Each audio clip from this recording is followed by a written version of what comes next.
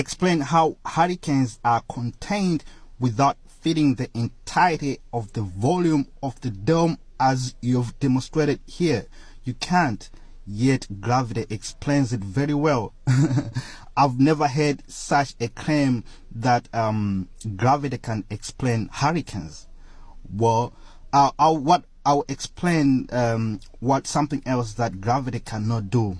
Well, tides, ocean, sea tides, water tides, they are not due to gravity. They are not due to whatever you call it, moon's or sun's gravity. No. Where I'm from, Lake Malawi, right? Lake Malawi never had a tide. Like, I'm from there. I've been to Lake Malawi. Like, I visited Lake Malawi all the time. So, without a tide, the waves on the lake only come from the wind. So when there is no wind, there is no tide, right? Is another source, African lake, that's Lake Malawi. Lake Malawi is unusual because it does not have tides or currents, bro. My question is, where is the moon and the sun to cause these tides? Because globers make claims without looking into the data. If you look at the map of the tides, how the tides, like low and high tides, you see that these are not due to moon's or Earth's or sun's gravity, right? Check out these tidal nodes. So, like, if you check this map closely, right, you see that in the southern hemisphere, you see these tidal nodes, right? This tidal node, right? You see it's circling clockwise, southern hemisphere, right? In the southern hemisphere as well, New Zealand, counterclockwise, right? If you go to the northern hemisphere, you see that tidal node over there, counterclockwise as well. The Mediterranean Sea has zero or no tides, like near zero tides. The small amount of tides in the Mediterranean Sea is caused by its connection to Atlantic Sea. It's not the moon's gravity. The Caribbean has no tide. That's not me saying. This is the article saying. This is the source saying. The local variations are mainly controlled by wind and air pressure, as well as the ice conditions in winter. The tide has an effect of only a few centimeters at the finished coast. It's not the moon or sun's gravity there, right? Bro, obviously you don't know how to listen, along with about 95% of the other commenters here. As I obviously stated in the last video, the equation is 8 inches per mile squared. Let me just spell this out for you, make it super simple. So to figure out the curvature drop, you got 8 inches times distance in miles squared, which is in inches. So we got 50 miles we're talking about, right? So you square 50 miles, which is 2,500.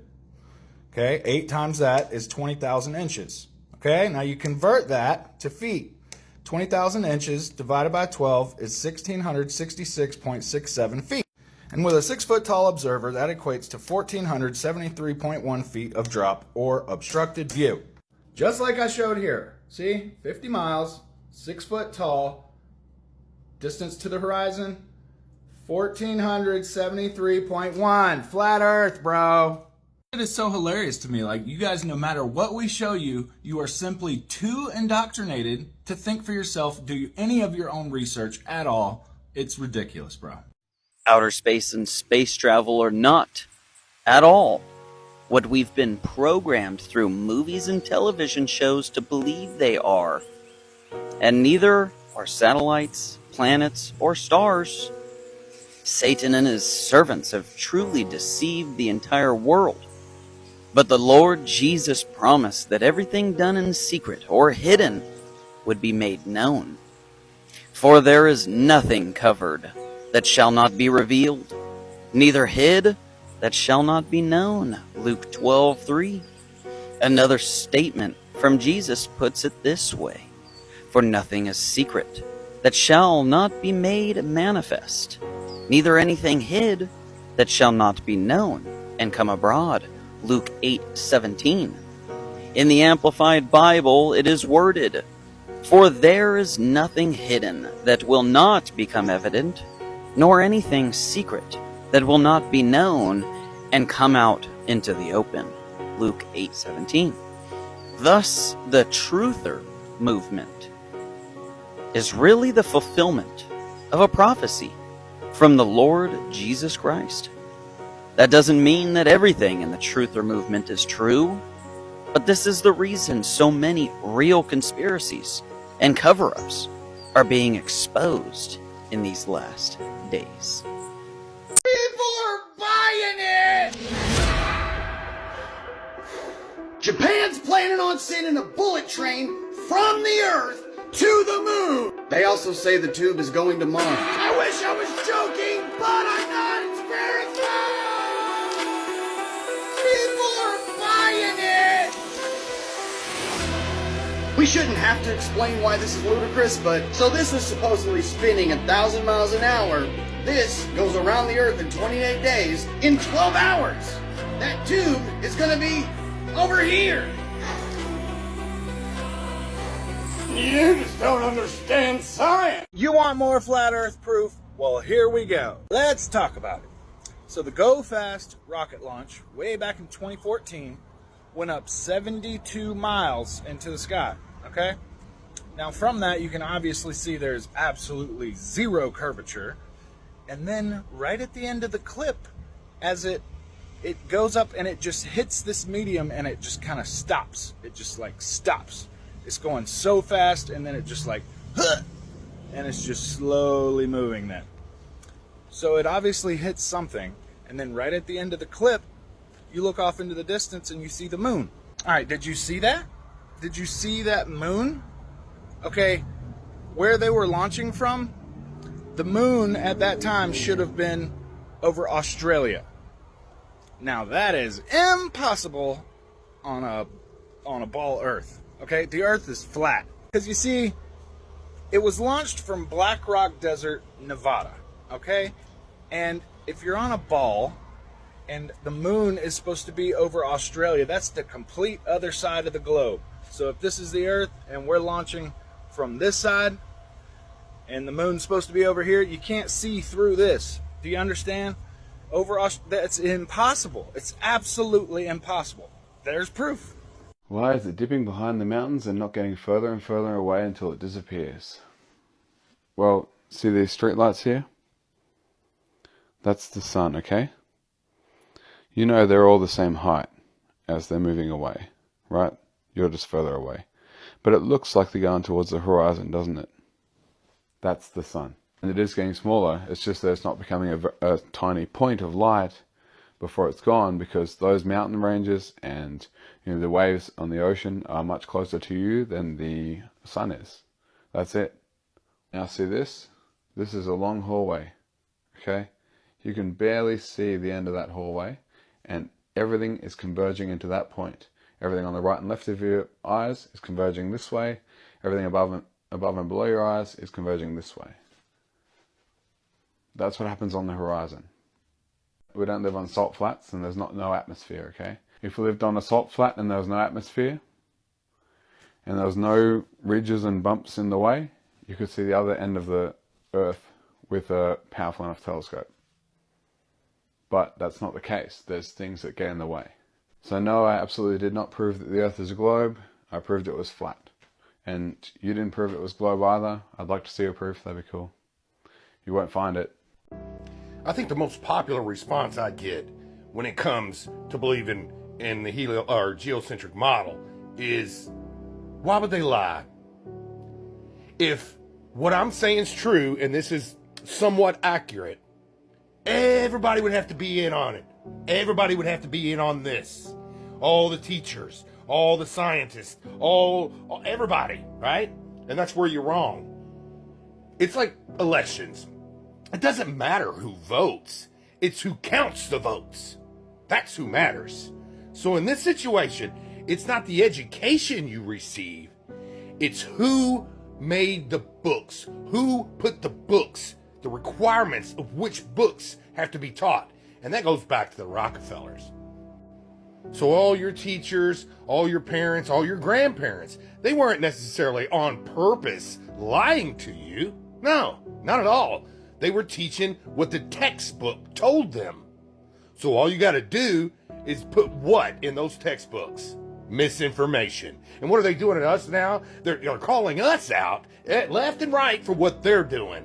misinformation. From 163 miles away with an observer height of 1,050 feet, let's do some globe religion math and see if it checks out. Straight from the Earth curve calculator, the target distance 163 miles away. Again, eye height 1,050 feet. There should have been over 10,000 feet hidden beneath the Earth curve. So this is how high the mountain is. The top part of the peak would be well below 1,000 feet beneath the Earth curvature, and all they can do is claim refraction, and here's why that's a problem. This is what the globe model has to claim is actually happening, is that the mountain is below the Earth's curvature, and then it's being all the way refracted up above, and that's how we're able to see it. And the only time that we can see these mountains is when the sun is behind it, creating the silhouette of the mountain. Refraction is the bending of light, so if a silhouette is the absence of light, and refraction is the bending of light, we need a physical line of sight to see the object that's blocking the light. Therefore, it can't be refracted. We don't see the mountains when the sun is up in the sky, so the globers would claim, oh, it's because it's behind the Earth curvature, when really it's just the thickness of the atmos. We can only see the mountains when it's backlit by the sun, which again, we need a direct line of sight to be able to see that. This is the Lockheed SR-71 Blackbird, and its top speed is 2,200 miles an hour. Also, the SR-71 can fly at altitudes above 80,000 feet. Let's just think about it for a minute. If the Lockheed can go over 2,000 miles an hour, how much curvature should it account for to stay at the same altitude? So again, its top speed, 2,200 miles an hour, and let's just say there's 2,200 miles between point A and point B. That means that there would be 570 miles of curvature drop between the 2 points of reference. That means the Lockheed will be dipping 9.5 miles per minute, or 836 feet per second. Did y'all catch the last part? 836 feet per second. But let's just see what NASA has to think about planes flying over the Earth. This is NASA's document 1207, called Derivation and Definition of a Linear Aircraft Model. Summary: this report documents the derivation and definition of a linear aircraft model for a rigid aircraft of constant mass flying over a flat, non-rotating Earth. Wait, what? Flying over a flat, non-rotating Earth, as well as a helicopter, a mathematical model of the CH-53 helicopter. The helicopter equations of motion are given in body axis with respect to a flat, non-rotating Earth. Only one problem with that. Why would they assume any planet, let alone Earth, to be flat and non-rotating? Think about it. When they tell us we live on this ball, spinning, processing through space. And God said, "Let there be lights in the firmament of the heaven to divide the day from the night. And let them be for signs and for seasons and for days and years. And let them be for lights in the firmament of the heaven to give light upon the earth." And it was so. And God made 2 great lights, the greater light to rule the day, and the lesser light to rule the night. He made the stars also. And God set them in the firmament of the heaven to give light upon the earth, and to rule over the day and over the night, and to divide the light from the darkness. And God saw that it was good. And the evening and the morning were the 4th day.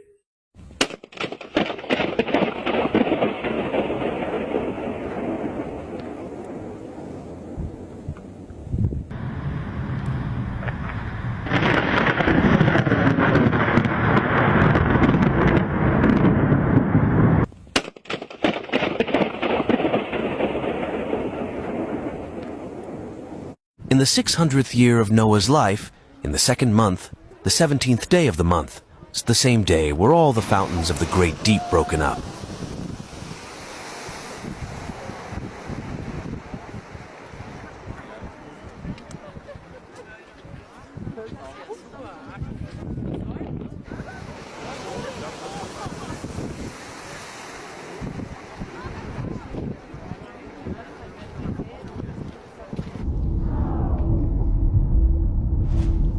Okay, look at that. God. It's really blue under there. It looks like a giant, it's just explosion underneath all the water, and then it finally, you see where it breaks the tension of the water there? Yeah. That was cool. It's wherever the gas comes out of the bubble first. That's where it rushes out and then it immediately drains the bubble.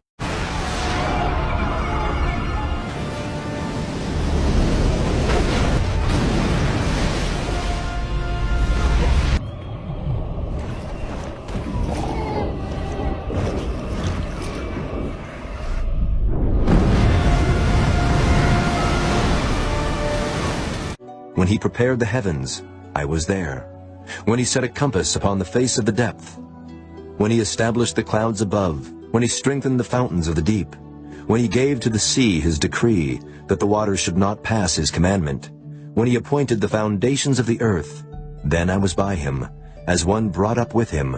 And I was daily his delight, rejoicing always before him, rejoicing in the habitable part of his earth. And my delights were with the sons of men. The heavens declare the glory of God, and the firmament showeth his handiwork. Day unto day uttereth speech, and night unto night showeth knowledge. There is no speech nor language where their voice is not heard. Their line is gone out through all the earth, and their words to the end of the world. In them hath he set a tabernacle for the sun, which is as a bridegroom coming out of his chamber, and rejoiceth as a strong man to run a race. His going forth is from the end of the heaven, and his circuit unto the ends of it, and there is nothing hid from the heat thereof. It came in the mail, and y'all are opening it with me. Ooh. Smell it. Woo!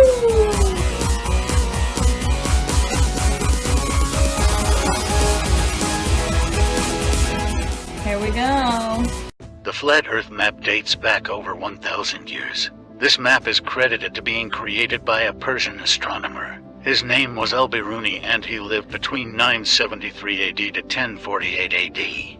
It's the official map of the United Nations and also the United States Geological Survey. It used to be present in many places before the creation of NASA and the Antarctic Treaty in 1959. Here you see it with Admiral Byrd. This map has been restored by Dmitry from Russia with suggestions of mine, Eddie Alenkar. Known by my YouTube channel Flat Earth Banjo, I asked Dmitry to include the Bermuda Triangle and Point Nemo, a place deep in the Pacific where NASA buries rockets. Then Robert Tozzi, a professional mapmaker, came along and enhanced the map even more.